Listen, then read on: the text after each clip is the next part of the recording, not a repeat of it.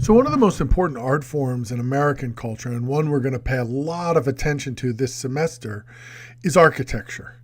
And what I want to do for the next couple of minutes is explore the World Trade Center site, which is one of the most complex architectural projects in American history, and look at what it tells us about the tension between competitive elitism and communal egalitarianism in American culture. So if we could start by taking a look at these two images, one is the plan for the World Trade Center site, and another is an early photo of the construction that was going on. And if you look at the plan, you can see that there are the two memorial pools with the museum in the middle. So the pools are right here, and the museum's here in the middle. And this plaza is the center of the whole project.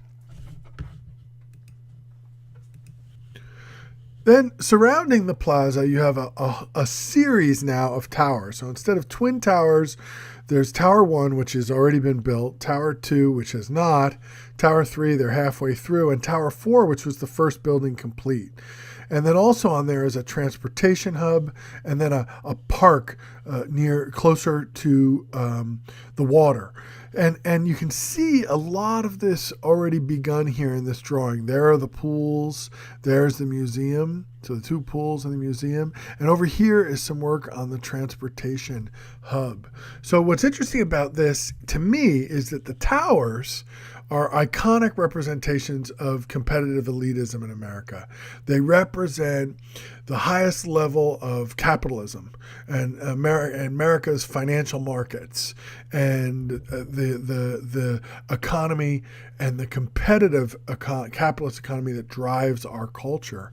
But in the midst of that is this communally egalitarian celebration of the thousands killed in 9/11, along with one of the most important transportation hubs in the city and therefore in America.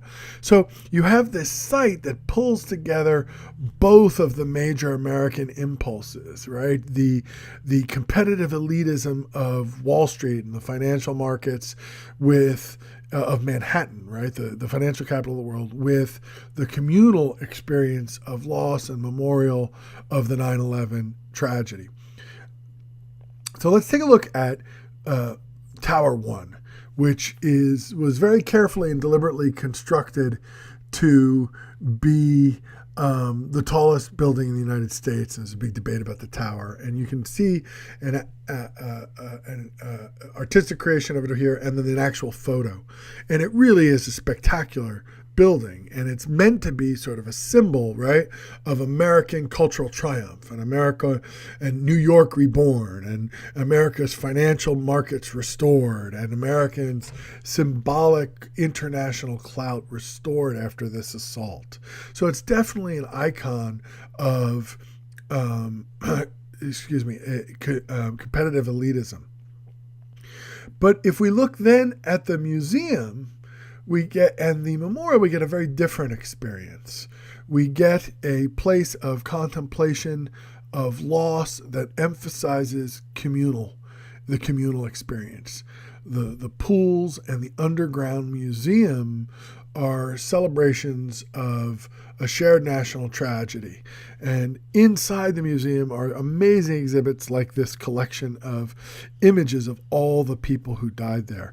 This is a fascinating to me, work of American art because it celebrates their individuality. Each person appears as an individual, but also places them communally in a larger shared experience. And so there it is again, right? The individualism and the communalism. The competitive elitism of the skyscrapers in the background, the communalism of the park celebrating national loss. And defiance and rebirth.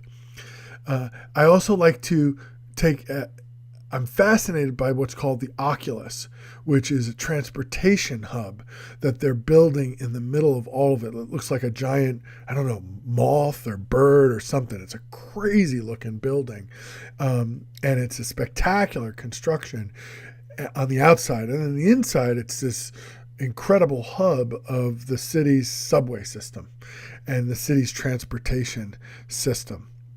And so it's really interesting to me because clearly this is an icon of competitive elitism, right? This is an icon of American status and power, of New York's status and power, that it can afford to create this multi-billion-dollar center of buildings and transportation. And yet it's a communal place. It's a place where people are going to shop and jump on transit systems and move from place to place in gigantic hustling crowds and bustling crowds.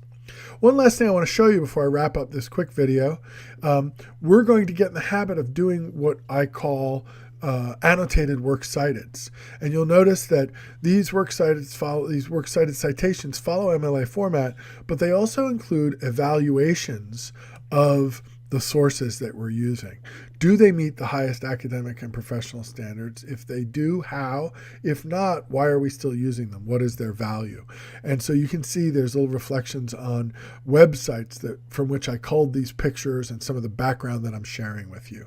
And that's a little preview of something we're going to be doing on all our written projects in this course, and that will develop this skill over time. So this video has been about architecture and its relationship to individualism and communalism, or competitive elitism and communal egalitarianism in American culture. And we have looked at the Oculus, the transportation hub that's being built in New York, apparently going to open in March. We've looked at images of the 9/11 Memorial and Museum and how they represent communal egalitarianism and shared national spirit. And we looked at One World Trade Center as an icon of competitive elitism in America. And we discussed the overall plans and layout of the site as a place where we see both of those ideas captured and contending with each other in really powerful and interesting ways.